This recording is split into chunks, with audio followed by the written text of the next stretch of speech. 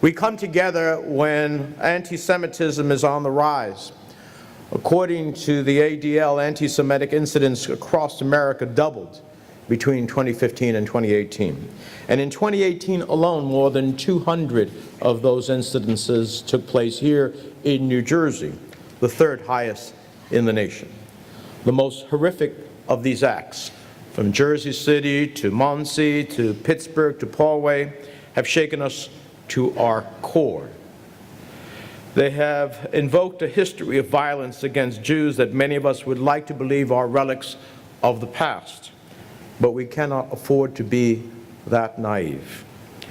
For when these events take place alongside other anti-Semitic incidents, desecration of Jewish cemeteries, swastikas painted on schools, harassment of Jewish journalists, broken windows in synagogues, we remember that anti-Semitism is not dead, but dormant, and all too easily awoken by those who would stoke hate. The stoking of that hate comes in many forms. We see it from the left and the right when politicians spout anti-Semitic conspiracies about Jews funding invasions of migrants, or using money to control Congress, or blaming Israel for all of the Middle East problems. We see it when leaders fail to denounce neo-Nazis marching in the streets of Charlottesville, or downplay the threat of white nationalism worldwide. We see it when tech giants not only shrug off anti-Semitism online, but profit from its spread on social media. And we see it flourish in radical fringe groups that represent people of all backgrounds, colors, and persuasions. Anti-Semitism is like a cancerous tumor that grows larger with every act carried out in its name.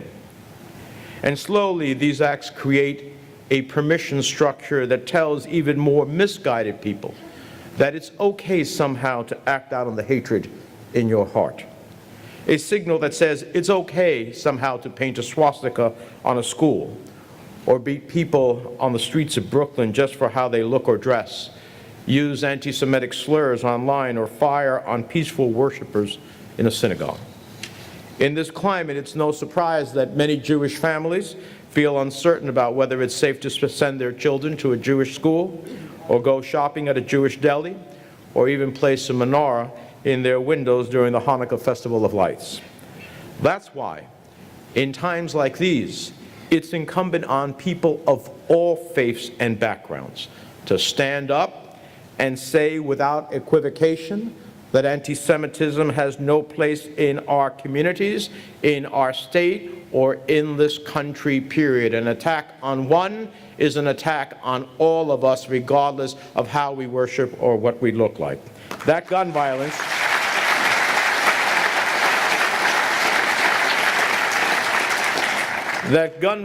or violence for that matter of any nature has no place in America, period. That in a country founded on ideals like religious freedom and equal rights, everyone should be able to worship without fear, period. We know that nothing can bring back the 11 members of the Tree of Life congregation murdered that fateful day. Nothing can bring back the lives claimed by hate last year in Poway, California, or just a few weeks ago in Jersey City. Nothing can fill the hole left behind in the hearts of their families, their friends, their colleagues, their fellow worshipers. But my friends, make no mistake, some things can be done to combat the growing threat of anti-Semitism in this country. In my mind, we need to educate our children that because someone looks different or prays in a different way, that they are just as precious in God's sight as those of us who look or worship in a different way than them. That tolerance and a respect for the diversity of our people is critical for a better future.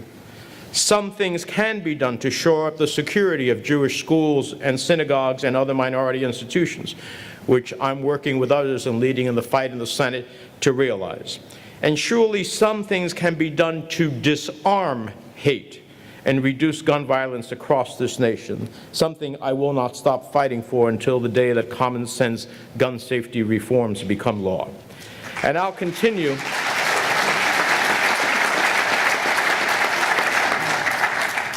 And I'll continue to do what I do as the senior Democrat on the Senate Foreign Relations Committee. We get opportunities to meet with different heads of state from different parts of the world. Corey's on the committee. He's often been there at these private coffees off the record where you get to talk to a head of state. And I have made it my singular focus that when I have a head of state that is a head of state of a country in which we see a rising tide of anti-Semitism in their country, that in the 5 or 10 minutes that I get, to press them about what they're doing about anti-Semitism in their country. And it's always very interesting to see. They snap their head back when I raise this as a question to them, because they're used to that the conversation is about our bilateral relations, economic relations, security relations, trade issues, but it's very rare that someone raises the issue of anti-Semitism with them. And I do it because I want them to know that a senior member of the Senate Foreign Relations Committee and of the United States Senate is going to judge our relationship with them about what they're doing in anti-Semitism in their own countries. So I'll continue to stand up for the right of Jews to live in safety and peace from New Jersey to New York, from Paris to Jerusalem and beyond. And as the ranking Democrat on the Senate Foreign Relations Committee, I'll continue pressing foreign leaders about the rise of anti-Semitism in their countries. Because wherever anti-Semitism rears its ugly head, we know that racial hatred, nationalism, and violence are not far behind. And all of us have a role in combating hate. This is something I've been passionate about for decades, something that I fought for all the way to my days in the state legislature, when a group calling themselves the Dot Busters assaulted members of our Hindu community. The community came to me and said, "We are being hurt, we need your help, what can you do?"